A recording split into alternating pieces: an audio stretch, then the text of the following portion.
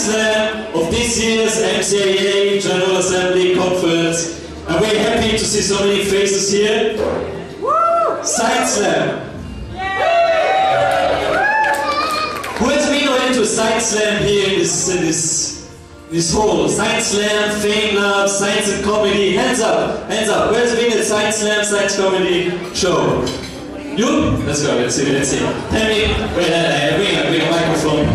Let's bring that.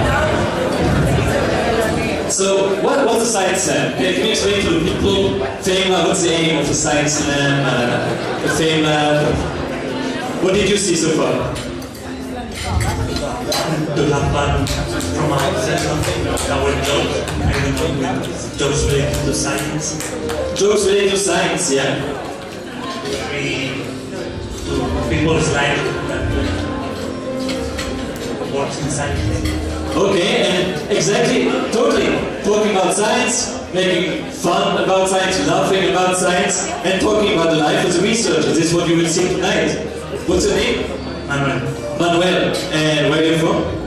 Spain. Spain, Spain. Who is doing a second band in Spain? Who is working currently in Spain?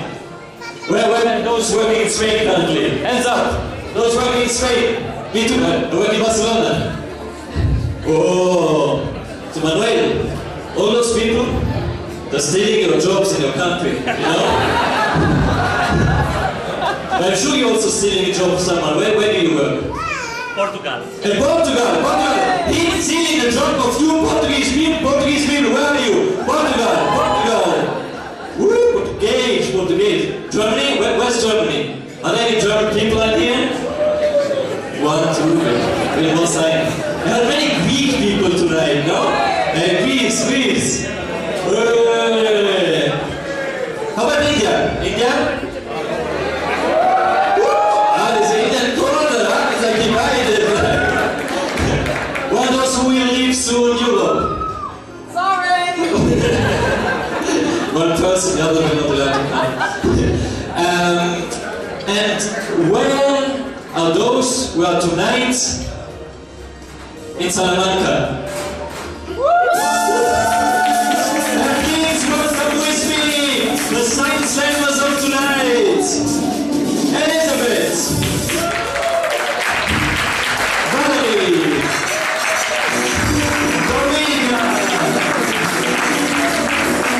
and Constantina.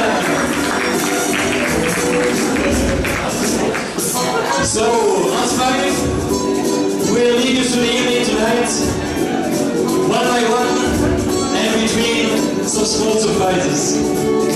Are you ready for tonight? Woo! So let's start, no? Let's go quickly down, and we'll stay with the first speaker. The first speaker is Dominica. And actually, in the world, there are two types of people. There are always two types of people.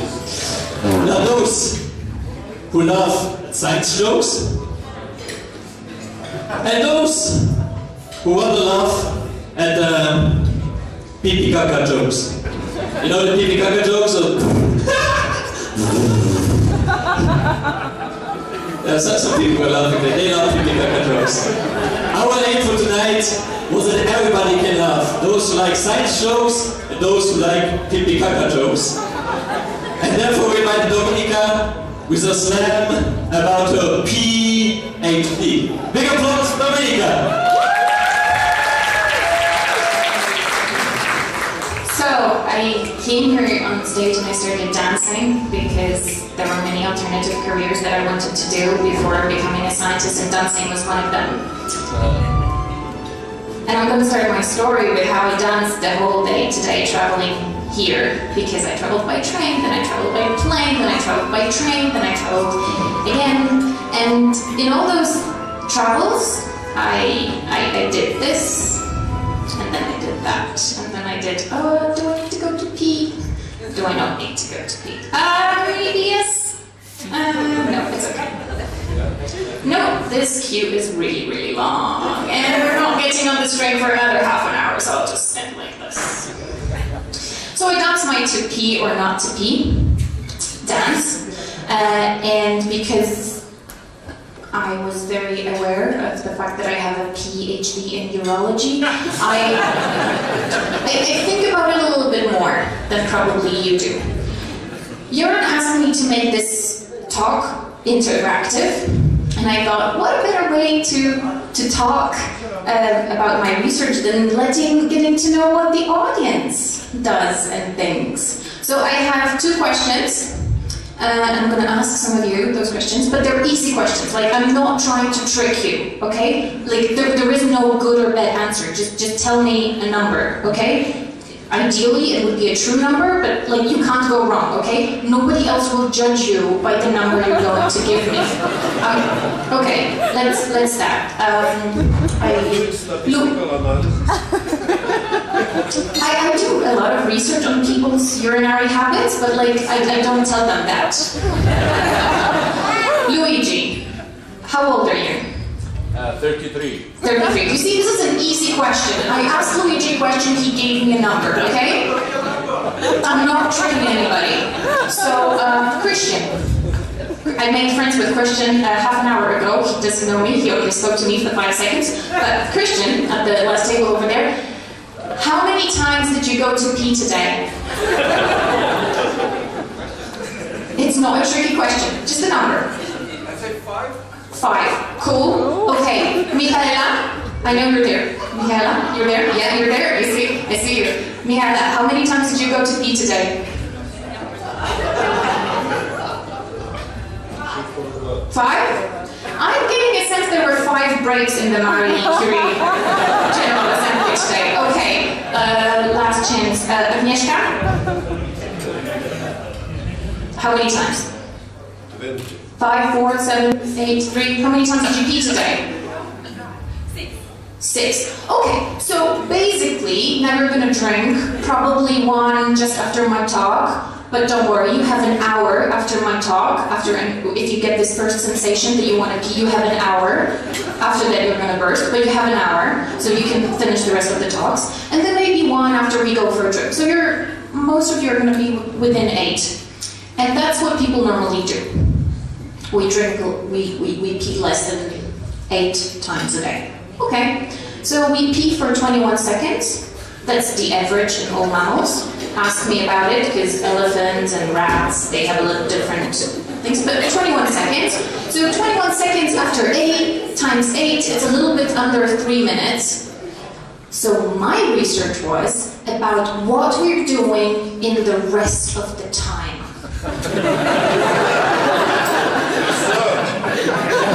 Yeah, but you know, right now, I don't think anybody's peeing right now. That would be socially not acceptable. There are like 23 hours, 57 minutes in a day that you're not peeing. So let's think about what the bladder does. It's this balloon made of muscle that sits in your tummy right now. It sits there, like I assure you, it does, and it grows because you keep drinking water, you keep drinking wine, and then you drink more water to not be tipsy, and then you drink more wine because you are having a good time, and then at some point you think, oh, maybe I should go to the toilet, and so you don't pee immediately, your brain gets the signal, your bladder is big, and then only when you undress, the bladder goes, right? And you feel better. And then in the next 3 hours, probably you do the same. But in order to grow, the bladder, it can't be under too much pressure, right? Like, it has to relax into this state of fullness. And this is what I researched. You know, the heart, it beats, right? The gut does some peristaltic movements. The bladder does like little, you know, techno, maybe like little fancy thing. It does this, relaxing all over its surface. And those micro motions are what give sensation to your brain. Am I full enough? Am I not? And when this goes wrong, it's a problem. And that's why the European Commission funded my research and 12 others. Because Europe is aging, and this is going to be a problem for so many people when we get older. and we are getting older. So my network, which happened 4 years ago already, had a few solutions to it. They were those bioengineers that looked at materials that we can improve surgical treatment of overactive bladder and prolapse. We had guys who were looking at electrical stimulation of the nerves in the back so it can get better. But also we had a lot of fundamental science that helped then clinicians say, oh, in this bladder it's the brain that goes funny, but in this bladder and in this patient it's actually the muscle that worked a little bit too much. So we have a new classification. That was my research. Do I have more time? To close it. Yeah? Okay. So I thought this is a very wide audience in terms of different sciences, and there's probably some humanities. Yay! Yay! Oh yeah, they always want to like be mentioned. So I thought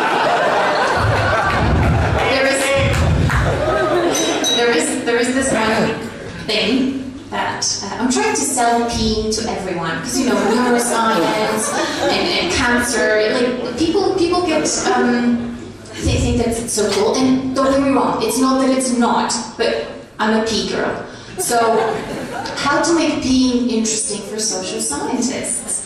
Well, there's this thing called nudging, and nudging means that Amsterdam airport put a little fly in the urinals so that the guys aim.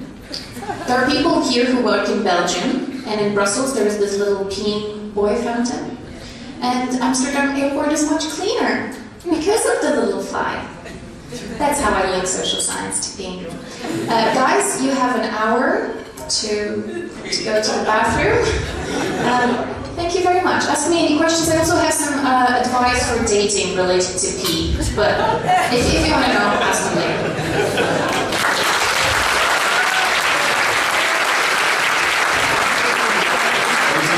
Are there any questions? It's now the moment to ask this question about dating and peeing. Yeah, what's the connection? Thanks. Yeah, what's the connection? So a friend of mine said that his dates are not going very well because he needs to leave his date to go to the loo. And the thing was that alcohol, caffeine, beer, wine, they stimulate you to go more often. So when he started having orange juice dates, he could actually last the whole date.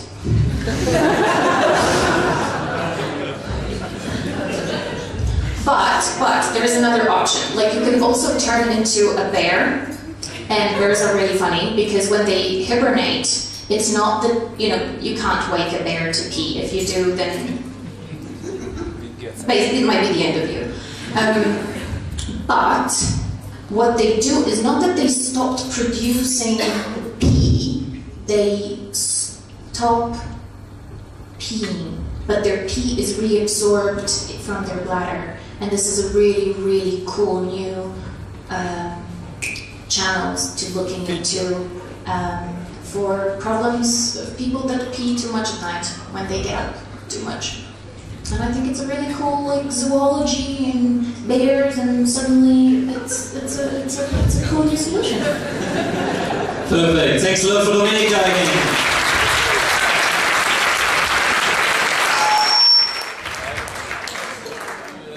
So I don't know if you saw, many of you, when she was talking, actually one person from the Gender Equality Working Group came to me and told me that actually there's a big problem in Science Slam tonight, that most of the slammers are women. I mean, there's not enough men.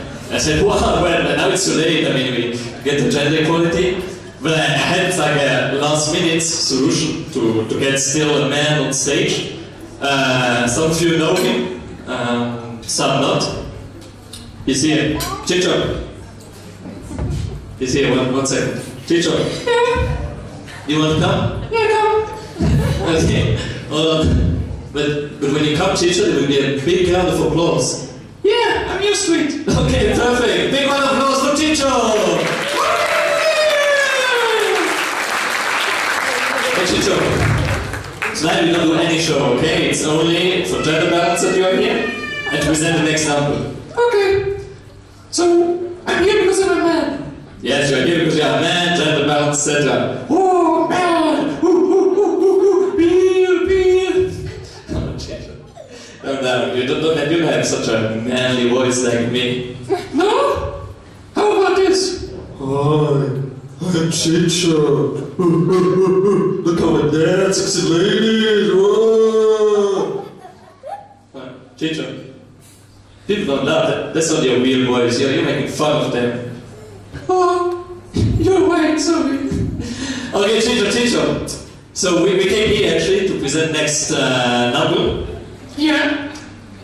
It's Elizabeth. Yeah. She sent us yesterday evening a mail with the content of her talk. What will it be about? So, in the first line, it's written that it's going to be about the weather. About the weather? Yeah, about the weather. I mean, she's a climatologist. No? Should we talk about the weather? You will talk about the fucking weather. About the fucking weather! I mean, when I talk about weather, it's because I don't know what to say. Everything like that's a small talk for me. Yeah? So you did not prepare your talk. You will talk about the weather. Come on, but I mean, she got selected amongst like millions of European citizens in front of a huge audience, and she will talk about the fucking weather. Yeah! Whoa. Okay. And was there anything else in the mail? Oh yeah, the mail continued. Ah, the mail continued! Okay, so let's see what it was written else in the mail. Big round of applause for Elizabeth and the rest of the mail.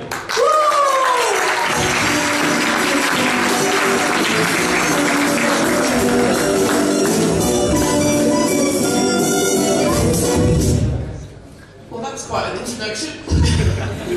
I'm British, we always talk about the weather. Yeah, British. We'll go into that in a minute. It's a really good job my husband over there loves me. Because I kind of sold him coming here on a bit of a false pretense. He came, some of you met my YouTube, and he's the contender for Maurizio of being the tallest guy in the room. But so you see a tall guy, he's under Maurizio, I'm married to him. And he came to Venice, some of you met him there. And Venice, sun, sparkly water, good wine, pre-Brexit.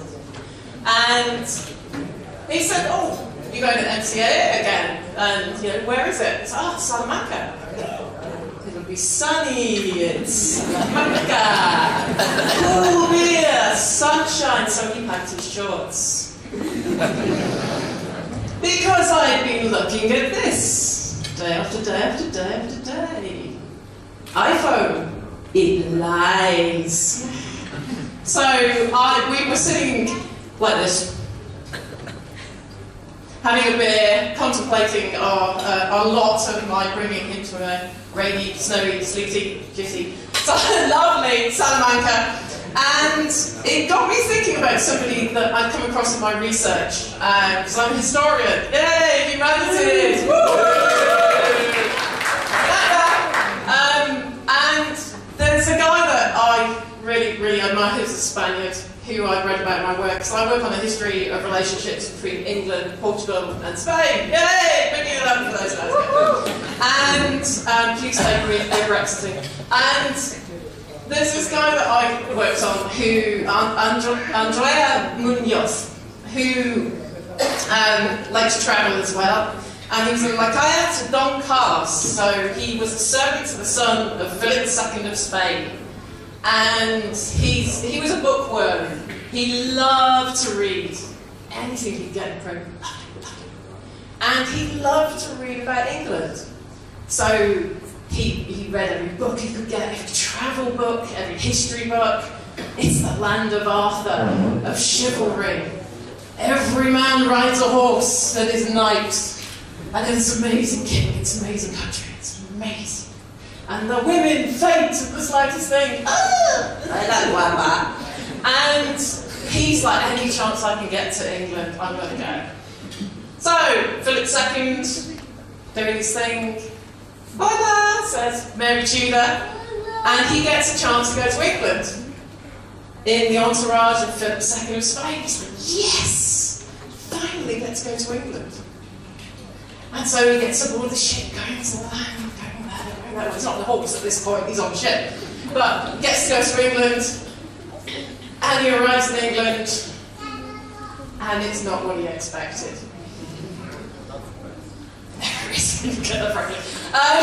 And so he's away to this land of Arthur, and he writes a journal all the way on his ship, getting there, going to England because it's an amazing place. It's going to be brilliant. And he gets there, writes his journal, which he publishes quite quickly. And I've written it down because I don't remember it. And it really doesn't live up to expectations. Journal entry. We did not expect so much rain, such poor quality beer, and such unattractive women. Minutes later, it ain't got any better. The men are all heretic, white, reddish, warlike scum. Now, I won't deny that there are some undeniable truths in there. We have warm beer. It rains. And I'm not going to talk for the women, okay? But what interests me about this is that there is a certain level of stereotyping going on, and there is a level of he expected everybody to be one thing, they weren't, and it flips, and they all become something else. And these perceived things that we see in a block, and then we turn them the other way, you know, they're all scum. He's making comments about nation, and he's making comments about people. And we all do it. And it's the same that they did then as we do now. And there's what I find in my research when I'm looking at how people talk about people by their nation, and by their race, and by their religion, is that there are certain criteria that always come to the fore. And if you like, there's a checklist for stereotyping that you can look for.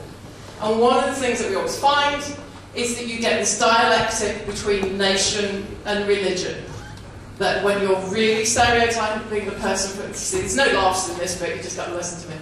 One of the things that you find is that you get this relationship between nation and religion. And when you are at the height of your stereotyping, then as now, you often put those two together. So, you know, I'm white, I'm middle class, I live in England. Obviously I voted Brexit. No. Do not blame me. It's not my fault. Please give me some more European Commission money. And so you get this relationship between state and religion, and then you enhance and you persuade into self-definition. Yeah, that's me. I'm like that. I'm one of those. I'm not one of those. I'm one of these.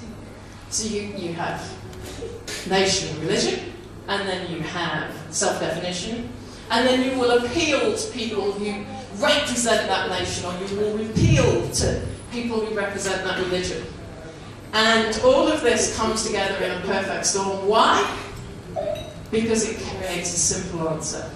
You can have villains, or you can have heroes. Because our brains like to make a quick decision. So it's like, what are they? No, they're not like me, they're like me, I'm going with them. Right, I'll get back to the washing up. And it's serious, and it's done very quickly, and we fall for it very quickly. So not a lot of laughs in this, but my Spaniard and is sitting there thinking about the weather brought these two together. And so what I would say is, have we got any Brits in here? Anybody else, apart from my husband, owning being a Brit? Yeah, there's a few, like a tiny, it was almost a Donald Trump hand, that tiny hand. If you were to pick up the Daily Express, or you know, some newspaper that loves playing into these stereotypes, one of the things I do in my research is I look historically, and I do work with young adults from diverse backgrounds, from minorities, migrant communities, refugees, anybody who is going to be a target of this stuff. And one of the things, if you look and you go, right, I've got a checklist here. Oh, you look, yes I have. Think if you're being targeted with that checklist. We're all in a very privileged position. We're often in contact with people who are not. Think if they're being checklisted. but also think about why are those people falling for it that do, and try and start a dialogue. One of the things I do is I don't just sit in a dusty archive and look at this stuff. I get out there into societies and I have those difficult conversations. So, might not be funny, but it is a plea from the stage of try and have a dialogue of why do you take that stereotype, and why do I perhaps replicate it? I'm using it for laughs because sometimes it's funny, but it is also malicious. So think about how you can cause a dialogue of I understand that, but what my students do is even at the time there's always another choice.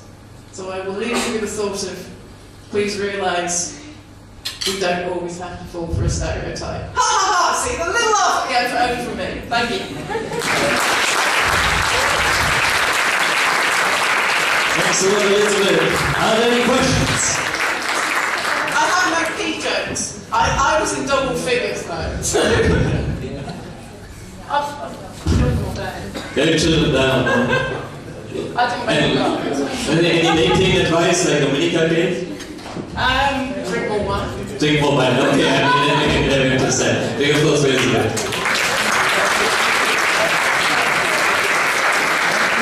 So for the next number, I would like all of you to have your hands up in the air. Hands up in the air.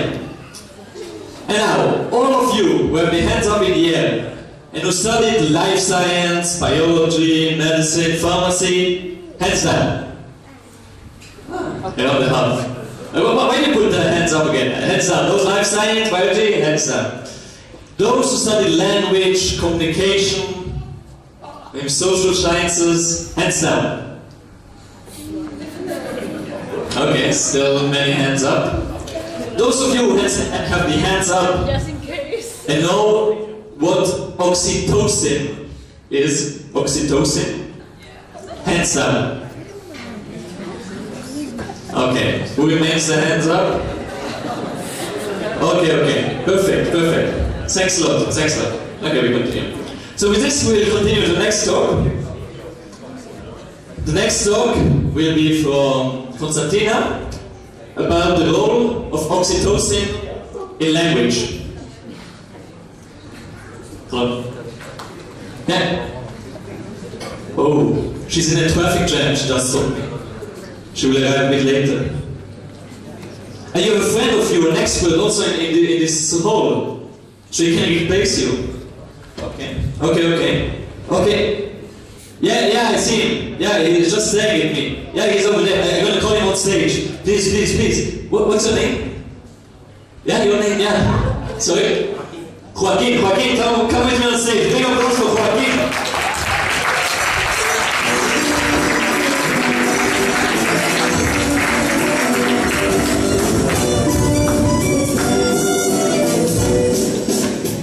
Hi Joaquin, thanks a lot for coming as a big expert on oxytocin in the role of language. I mean, I imagine you work already a long time with Konstantina together. Where do you work? In Pamplona. In Pamplona. Ah, some friends of you there. A lab mate, no? Is also working on oxytocin. Really not. No, you know? So how do you get passionate about oxytocin in the role of language? What was the moment in your life that you can say, hey, I want to study oxytocin in the role of language? When was this? I think it was a dream from the childhood. Was when I was 10 years old. I visited Venice and I have all for me, so I have to study oxytocin. Yeah. I mean, imagine it's really interesting. So how does your daily life look like? So how do you test oxytocin in the role of language? I mean, do you test it on humans, like me, or on animals, on cells? What do you do in the lab to test all of this? So I test in different countries. So I go to France, I go to Germany, to Portugal, to test in different languages. Ah, different languages, okay. So what are the parameters that you are looking at? So it depends on the country. Okay. So let's say the UK in England. Then in UK they must answer me in 10 words. Sorry? In 10 words. In And the sentence must be 10 words. And it is 10 words. And in Spanish? 5. Okay. So what happens with those 5 and 10 words if you put to the patient a lot of oxytocin, like you overdose of oxytocin, and and what happens with those words? Like how do they have more words, or they speak in another way? They are more passionate. They're more passionate. How? Like, can you make an example?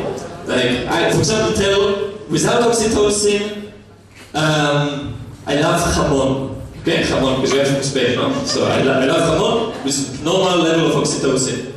So then I love jamón, tell it. You can say it in Spain and Spanish if you want. me gusta el jamón. Me gusta el jamón. This is normal oxytocin level. However, then if you put a lot of oxytocin into the patient, what happens? How do you say me gusta jamón? Then you say, I love jamón, sangría and pie.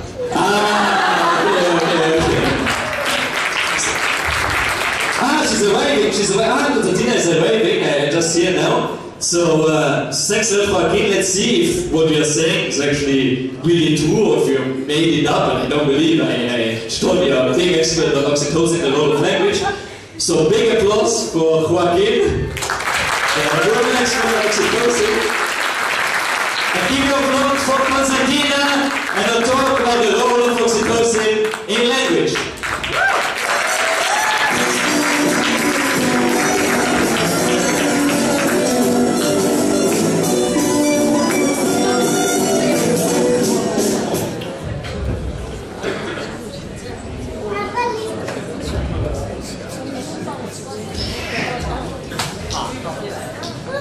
Okay, hello everyone. I don't know and I really doubt that I will make it as interesting as the person before me, Joaquin. What was your name? I don't remember. But I think that I will try to give a more scientific explanation of what oxytocin does in language, but I think that you were pretty close actually. So, my name is Constantina. I don't even try to pronounce my surname because it's Greek. And my real interest is language. Is actually what I'm doing right now. And more specifically, I'm wondering what makes us able to speak. What is that specific thing that we have that makes us so capable as babies to acquire a language?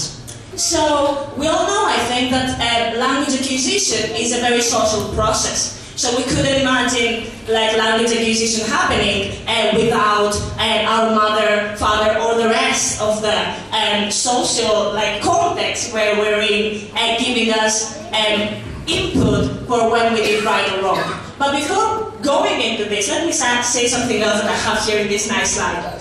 Even when I use the word language, I make a very big mistake, biologically speaking, because I take out all of the other species who have this nice ability to vocalize, actually to learn how to communicate with each other through some very complex vocal signals. So apart from us, it's also all this rest of the animals, the sea lions, elephants, who are able to really communicate with each other through really complex vocal signals, okay? So I'm specifically studying these zebra finches, these very nice songbirds, and their ability for vocal learning, okay?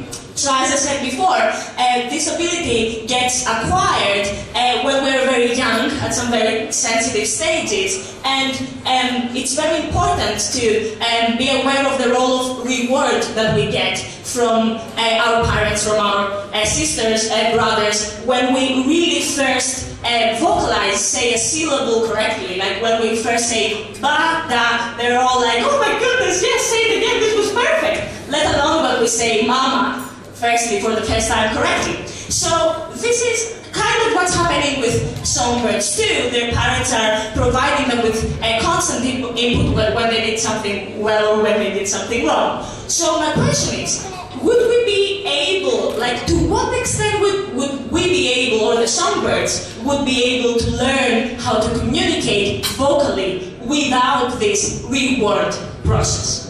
So, in order to study this in a biological way, someone should understand how does the brain understand this reward, okay? And the best way that I found out there in the literature was a very nice hormone that you heard right now before, which is called oxytocin. So this hormone is involved in very, very rewarding aspects of life, like when we hug and really feel social bonding with other people, when we're breastfeeding our children, when we kiss someone, and there you can see my sister and I performing our first kiss, and it's highly also released during sex and orgasm, and for obvious reasons I haven't put a personal picture here.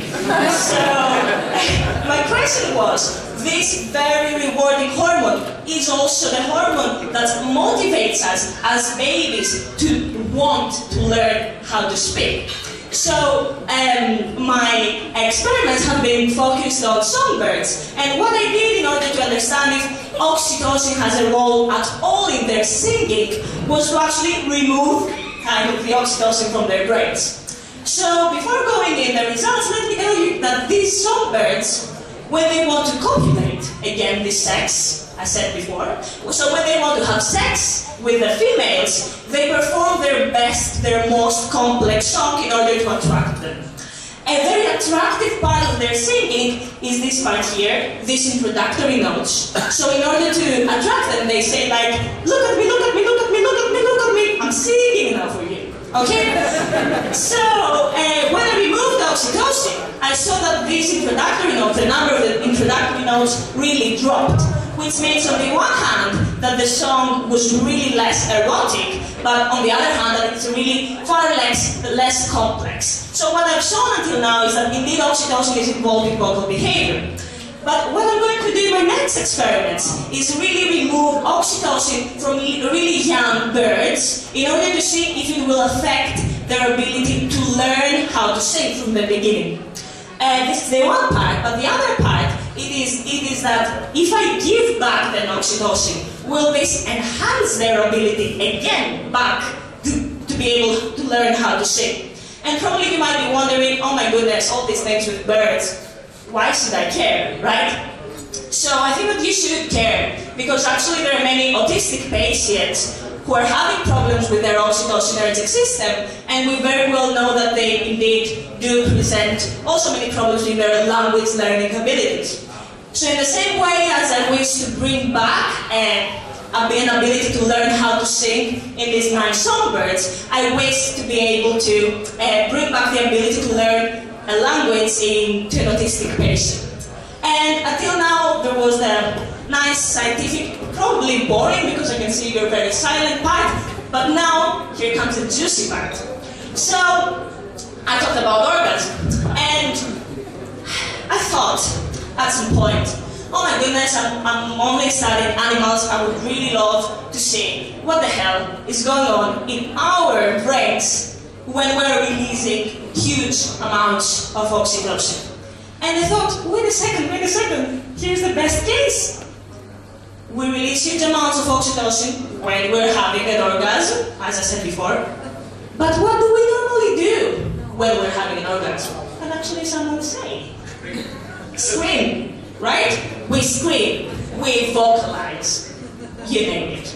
And I said, so is it probably that this orgasm due to oxytocin plus screaming voice, is it something coincidental, or there is a causal relationship between that? So will I be able to find another link between oxytocin and vocal behavior, this time in humans?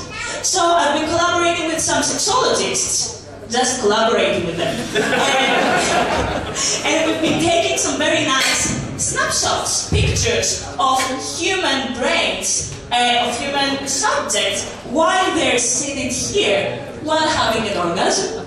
Pretty comfortable, right?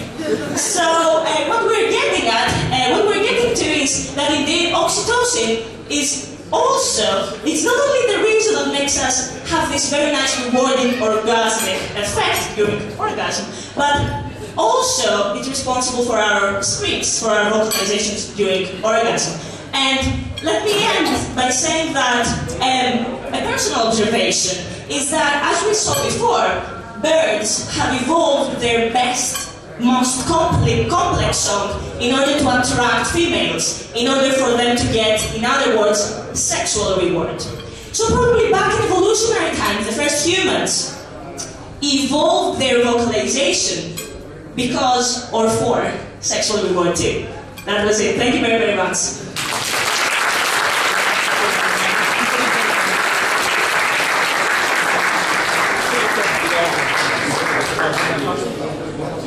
Questions? So, how can I take part in this experiment? You can. We all the association know if there are other people who like to participate. Yeah. I'll let you know. They're very interesting. I will participate too. Did you take pictures of people while they were having orgasms? Pictures of their brain. Pictures of their brain activity. Yes, so it's just their brain. It's from this machine. It's not of their bodies. They're covered with towels, so as to be made feel comfortable. Yeah. How about you like? You don't see. Sorry. First, there is a question here. I was just going to ask, is there a reason you go, when you go to the loo, when you really needed to go? Does that combine the two? It could be. Yes, because it's this rewarding feeling that you get, right? I don't know if there is a release of oxytocin there. It might be. I haven't searched it. Thank you very much. We could go elaborate. So, did I have another question? Yeah. So the quick question actually is, do you need Australian participants in this study? I get it because some birds came from Australia. So, do you need Australian participants? Yeah, so I think it would be a great parallel with the Australian zebra finches, because we would see if indeed what Joaquin was saying is correct. If nation plays a role in swimming. I'll come back to you later. Okay, thanks a lot to Konstantina covering all the questions. We'll be here tonight.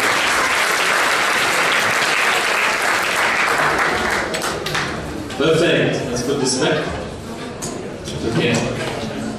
We'll proceed now to a very special moment in the evening. A very special moment for me.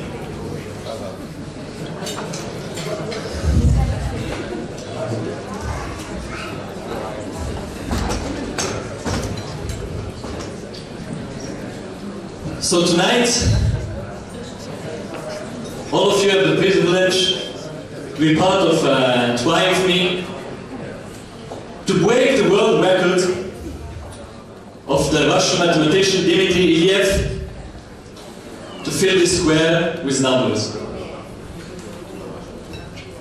He needed 51 seconds, and tonight I'm going to try to break this world record here in front of you. So what do we need for a world record? Time. Watch. Where's the watch? Where's the watch here?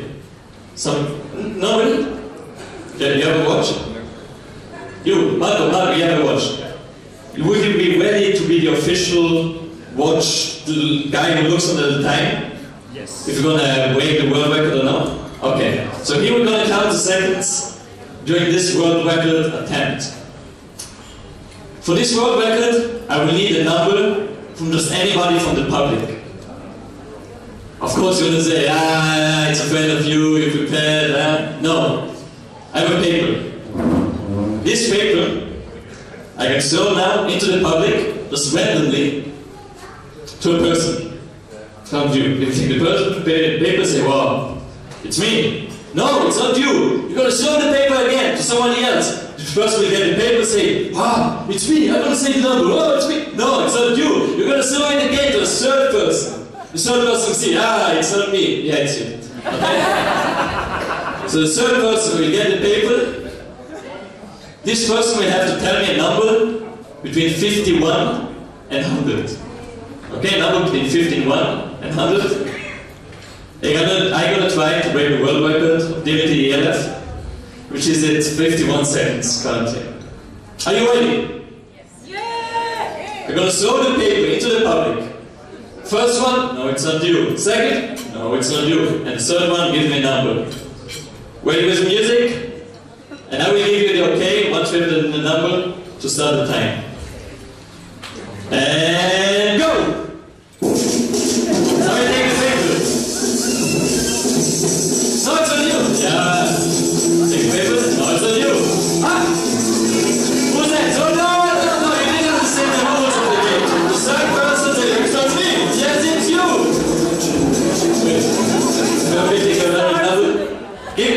Yeah, you.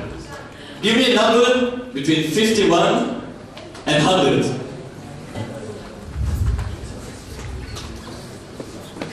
Take your time, you have time. 51, 52, 54. Don't worry, don't worry. You have one? It's not an exam question, there's no one or white. 7. Okay, no exam question. Between 51 and 100. Please. 57, sorry. I'll feel you again. So, 57. You said 57. Okay. Are you ready? Ready. Let's put some music, little less conversation. And when I say start, you put the music. And go!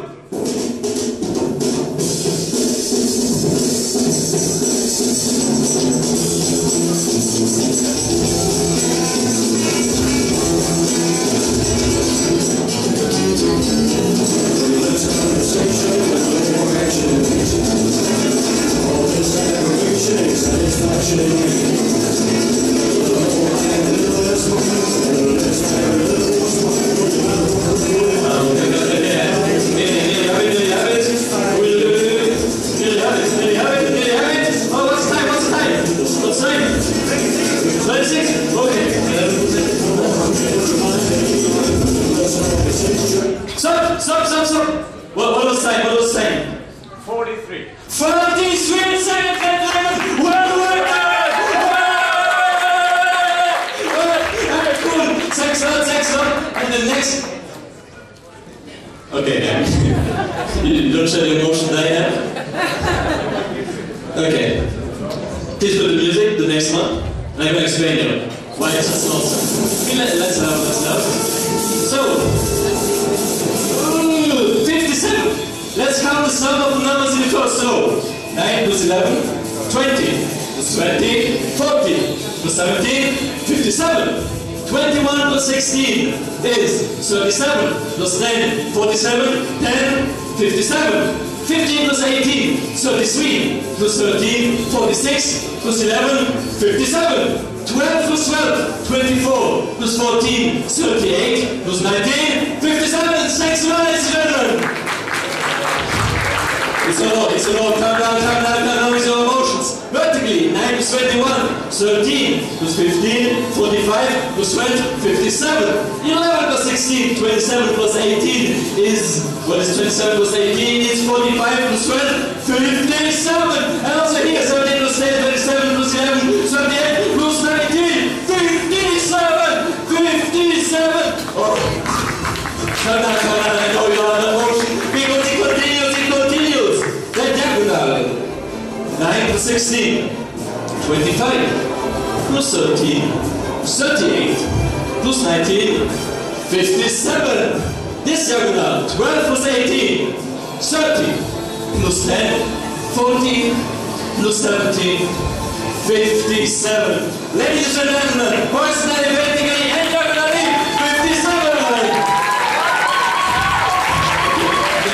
I can do better. Number in the corner, 9 plus 12, 21, plus 19, 30, plus 17, yes, ladies and gentlemen, 57.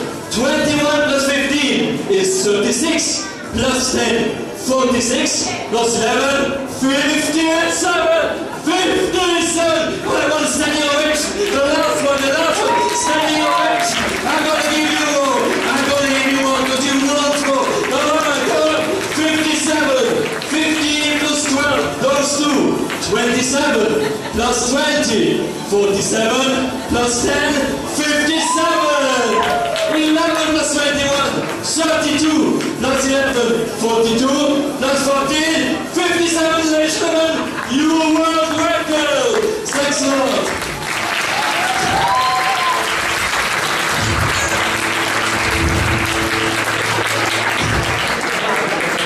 Wow! What emotions! And with this, we're going to cool down, live historic moments. And now, so much music in the background, from the computer. let's get some real live music. Are you ready for some live music? Yeah? So please welcome with me a big applause for Valerie and Bruno.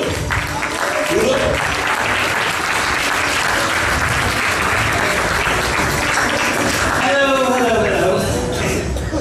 Hi, so I'm Valerie, and I'm really excited because I'm nearing the end of my PhD. And I feel like I've learned a lot during my PhD. First, you kind of have to be a little bit nuts to start a PhD. I also learned that working on my topic, which was colorectal cancer, has messed up my mind a little bit. Now, when I approach a guy, instead of saying, "Hi, I'm Valerie," I say, "Hey, I gets my eyes on you." I've also tried, "I saw you across the room and you're looking sehr gut," which works, because in German, yeah. There's also some semicolon jokes, but we still have to eat. So I've also learned that there are specific phases in a PhD. I'm assuming it's the same for research, because obviously I'm an expert. You go through a few phases when you do your PhD. They're not all great. So I decided, with the help of my friend Bruno, he's blue and bright blue, it's really cute, to sing some songs about the phases in your PhD. So here we are, 4 phases, a medley.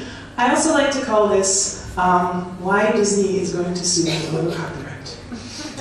So, you start your PhD and you think, this is going to be amazing because my topic is amazing and this is fine. My topic is amazing and science is really cool and all scientists are superheroes. I figured the same is for anyone studying humanities. Anyway, doing research just makes you a superhero. Phase 1 is naive optimism. Do you want to be a superhero? You can do it if you try. You don't have to be from outer space or some mutant race. You're able to fly. See, you can be a scientist and save the world. So like, I'm going to cure cancer. And there's someone out there who's going to find a superfood and cure world hunger. Or I don't know, someone's going to stop climate change by covering half the world with ice. Please don't say that. Yes, I'm gonna be a superhero, a nerdy science superhero. It'll be super nice. So, where is war? It does not end well. Everyone who's doing research knows that. So, you start doing your PhD, and maybe a year into your PhD, or a few months, or weeks, you realize that maybe it's not that great. Maybe you don't actually know a lot about your topic, or you read a paper and suddenly they did what your PhD project is supposed to be about. Oh no, this is phase 2. I like to call this laughing on the outside but crying on the inside. It's also how I feel when I read the news nowadays.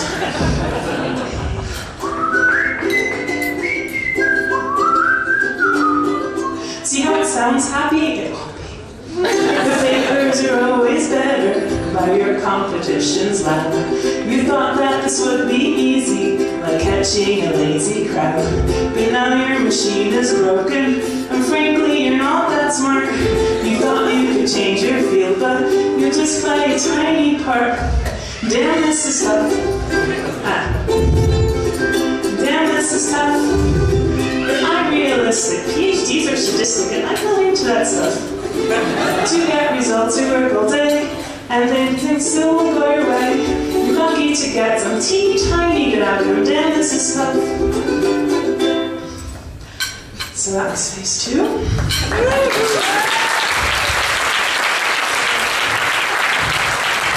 If you thought phase 2 was bad, I have really bad news for you. There's the phase 3, which is rock bottom. Your system is so broken. What? Analysis is stuck.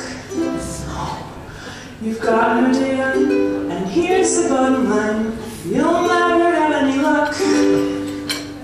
I wonder why they hired me. How did I survive so long? Maybe I should quit. And Hakuna Matata. No, that's not even the right song. So maybe I should be a stripper. I could be good at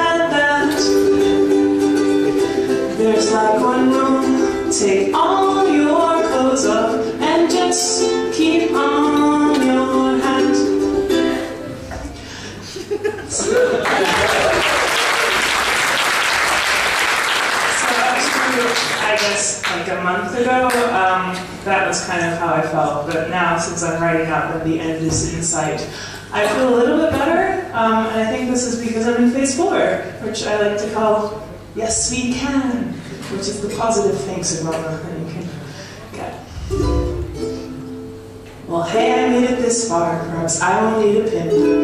As you see, my friend, I'll reach the end unlike King Louis and his chin. What happened to them? Because, like, the Jungle Book ended and you don't know what happened to King Louis. That's just weird. So no more monkey business. I'll buckle up and get my degree. And I'll say, see you soon, you big baboon. I don't think it's supervisors. And I'll get my Marie Curie. I'm gonna make it through. Get my head in the clouds, make Marie Curie private. Just finish this thing, you see it's true. I'm gonna make it through. Cause I'm the right kind of guts and sorry, I always mess it up.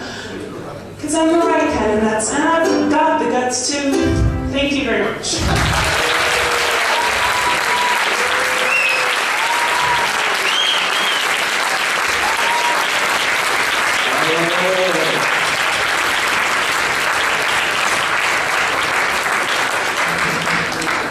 This was it, basically the science slam.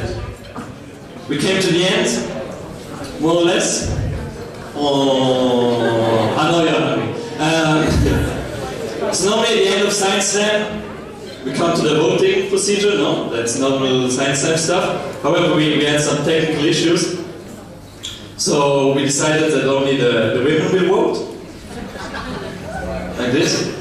And so if you want a buddy with science slam, just call the 644-960-241. If you want the Dominica wins, call the 644-960-241, my phone number. And if you want the Elizabeth wins, just dial the 644-96. I forget it. Come on, big up